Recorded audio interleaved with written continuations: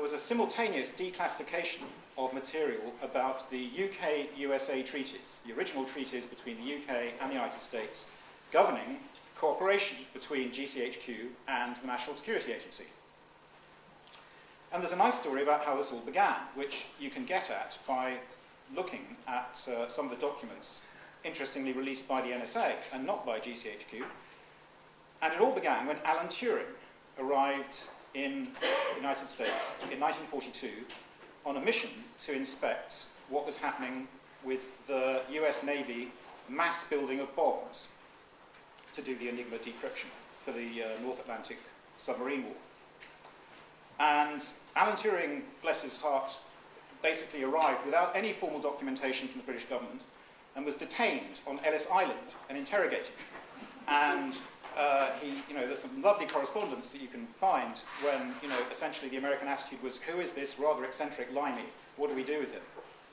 So what was supposed to be a 2-week trip, then through a catalogue of sort of mistakes and happenstance, turned into a 3-month trip while he tried to fight the US Army bureaucracy to get access to the things that he was supposed to go and visit.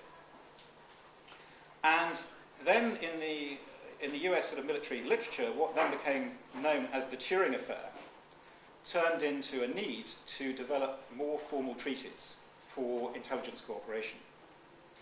But when you look back through some of those original drafts and then the evolution up to, I think, the 50s of the UK-USA treaties, it's clear that there was always much more tension in the so-called special relationship than has been evident in the way that politicians talk about it today.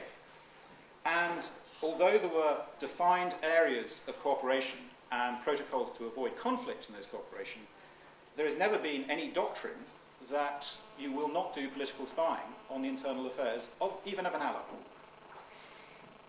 Now, it seems that what we've learned in the last 48 hours, that PRISM is a code word for a particular program.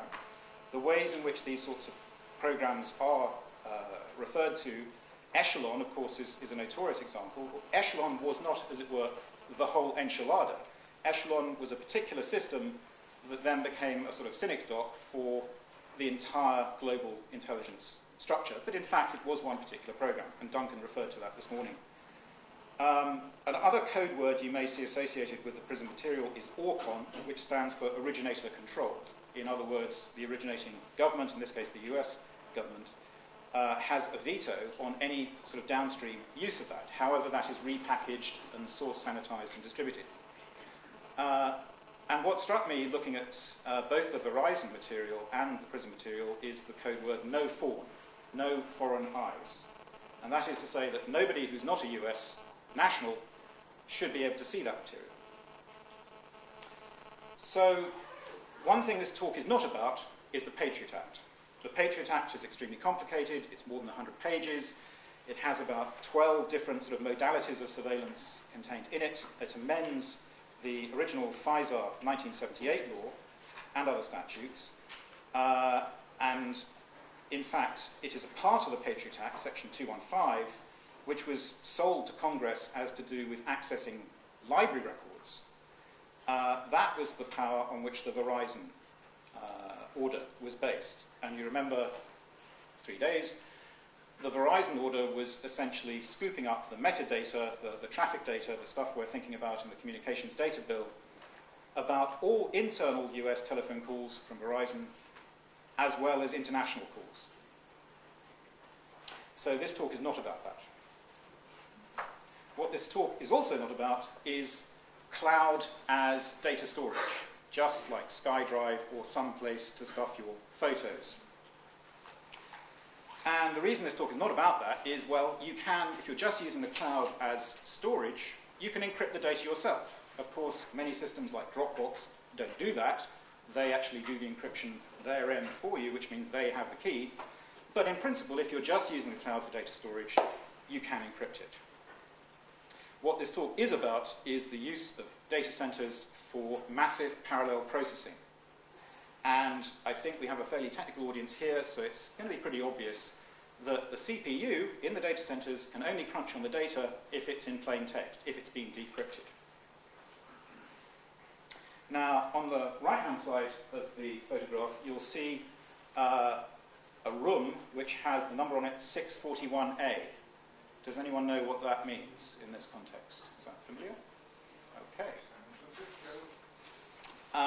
So you could summarize this talk sort of symbolically by saying, is there in fact in some of the major US data centers a room like that in some of the modern data centers on the left, but they're two photographs stuffed together? So the first thing we need to think about is, in all of this US law, going back to the original 1978 FISA law, which was, if you like, the fallout of Watergate and the Frank Church congressional investigation of the activities of the NSA and the CIA spying on American people. What came out of that was this 1978 FISA law, and that created this very sharp separation in American law of treating US citizens and legal residents differently from everybody else, from foreigners. And it defined this term foreign intelligence information. And foreign intelligence information sounds like it should be to do with money laundering and terrorism and serious crime. And indeed, in the limbs of the complicated definition, all those things are there. But what isn't really talked about much, and what I want to emphasize today, is these things which are highlighted. And when you unwind a couple of these levels of definition, that's what you get. So foreign intelligence information can mean, includes, information with respect to a foreign-based political organization or foreign territory that relates to the conduct of the foreign affairs of the United States. That's plenty broad. And if you compare that with the equivalent definitions in all European laws, including UK laws that I'm familiar with, this is way broader. I mean, this is way broader than national security as it's normally understood. And indeed, this foreign-based political organization, there is clarifying rubric that means this doesn't have to be a political party. This can be a political activist or anybody active in the political affairs of this foreign country. But again, this foreign territory relates is very broad indeed. So, in fact, there's a discrimination factor here, because if you were a US citizen, that relates would be necessary. Much, much, much, much stiffer criteria. But if you're a foreigner, it's just relates. So throughout the talk, I want you to bear in mind the breadth of that definition. So the context of this talk in the previous decade is the warrantless wiretapping affair. And to summarize the history very briefly, in 2003, a technician for AT&T in the San Francisco switching center called Mark Klein discovered that secret room, 641A, was being built in his switching center by people with rather scary badges from the NSA. And after a little bit of digging around, he discovered what they were doing was installing a top-of-the-range DPI box, Deep Packet Inspection box, feeding in one of the main fiber optic cables on the western seaboard of the United States, carrying, obviously, domestic traffic as well as international traffic, and splitting it. And the NARA 6400 box was triaging this data in real time and presumably filtering and sending some part of that off direct to the NSA for processing. Now, he tried to go to the newspapers about this, and the New York Times finally broke the story in 2005. But in fact, they'd sat on the story for a year until the 2004 election was out of the way. And several other whistleblowers have come forward from the NSA and the FBI, and all of them really tried official channels first, and then the media, and they've been ignored and prosecuted. So this scandal, for raging for a couple of years, was then legalized by a thing called the Protect America Act, which was an interim act.